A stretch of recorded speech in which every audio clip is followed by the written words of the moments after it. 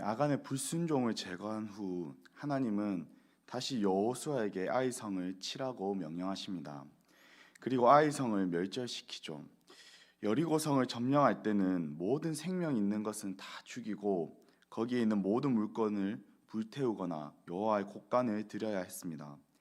그러나 아이성에서는 모든 물건을 약탈하여 취하게 하십니다. 하나님은 아간을 처벌한 뒤 자신의 전리품에 관심이 있는 것이 아니라 순종을 요구한다는 것을 아이성을 통하여 분명하게 보여주셨습니다.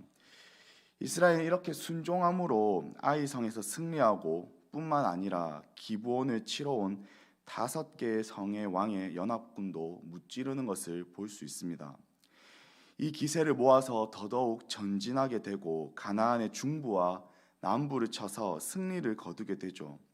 그런데 중요한 사실은 이 모든 전쟁의 주권은 하나님께 있다는 것입니다. 곳곳에서 여호와 하나님은 여호수아에게 두려워하지 말라고 말씀하십니다.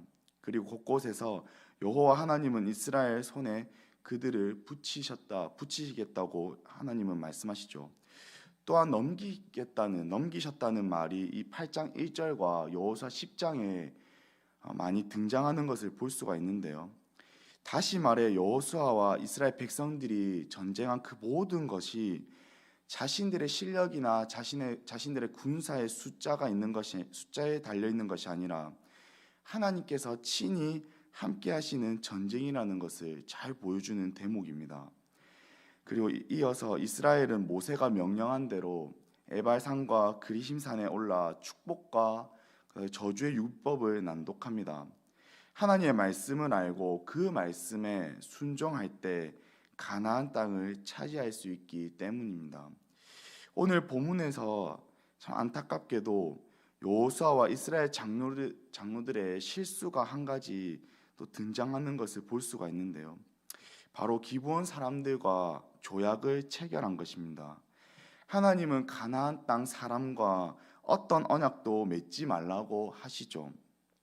물론 기브온 사람들이 속임수가 있었지만 여호수아와 장로들의 문제는 9장 14절에서 알 수 있듯이 그들이 여호와 하나님께 이 일을 단 한 번도 묻지 않았다는 겁니다.